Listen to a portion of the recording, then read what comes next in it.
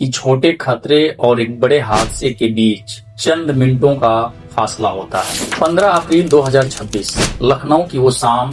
कोई अपने रोजमर्रा की जिंदगी में बिजी रहा होगा, कोई काम से थक कर आराम कर रहा होगा, पर किसी को अंदाजा भी नहीं होगा कि अगले कुछ समय में 250 परिवारों की शाम, आज की शाम सबसे डार्क शाम होने वाली है। अक्सर जब हम ऐसी खबरें सुनते हैं तो नुकसान की बात करते हैं, लेकिन आज मैं आपसे एक अलग सवाल पूछना चाहता हूँ।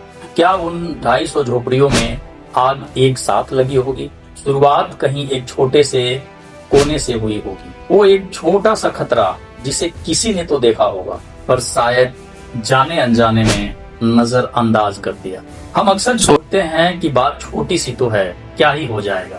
लखनऊ की ये आग हादसा हमें सिखा दिया कि छोटे खतरे और एक बड़े हादसे के बीच चंद मिनटों का फासला होता है। ये वीडियो मैं न्यूज के नजरिए से नहीं बना रहा हूँ, मैं ये वीडियो सुरक्षा के कुछ पहलुओं पर बना रहा हूँ, क्योंकि खबर आपको सिर्फ ये बताती है क्या हुआ, क्यों हुआ, कैसे हुआ, लेकिन सुरक्षा आपको ये सिखाती है कि आगे भविष्य में ऐसा न हो, उसके लिए क्या करना चाहिए और क्या नहीं करना चाहिए। क्या आपने कभी सोचा है, अगर वहां कोई एक ऐसा बंदा होता जो ये समझ सकता था कि आग क्या होती है, आग क्या रूप ले सकती है, तो शायद ये हादसा रुक सकता था। एक चिंगारी को लपटों में बदलने के पीछे एक बहुत ही सीधा सा विज्ञान काम करता है। इसे ध्यान से देखिए, इसे हम कहते हैं फायर ट्रायंगल।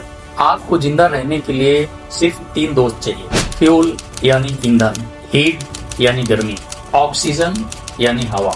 अगर ये तीनों मिल जाएं तो आग बेकाबू हो जाती है। अगर हम समझदारी दिखाएं और ये तीनों को मिलने ही न दें या मिलने से रोक दें तो शायद काफी हद तक इस पर कंट्रोल कर सकते हैं। अब सवाल ये है कि उस घनी बस्ती में हम इसे कैसे कर सकते थे। जब आग छोटी हो तब भी उस पर काबू करना सबसे आसान होता है। यहाँ हमें 3 स्टेप समझने होंगे।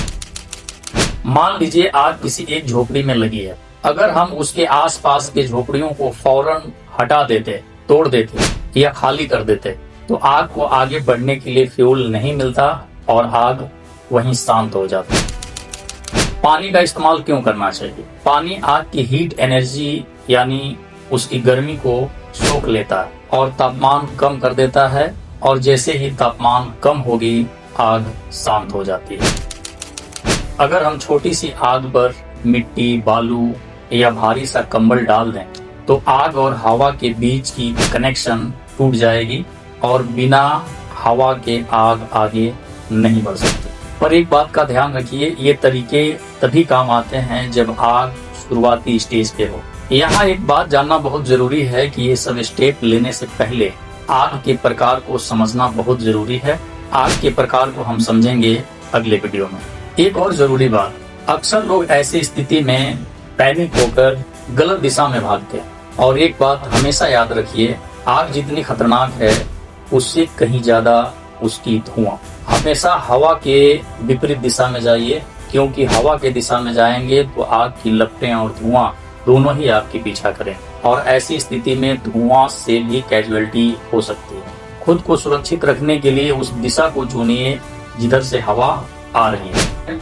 लखनऊ का यह हादसा सिर्फ एक घटना नहीं, एक सबक है। हम अपनी मेहनत से घर बनाते हैं, यादें जोड़ते हैं, और एक छोटी सी लापरवाही या किसी और की गलती की वजह से सब कुछ।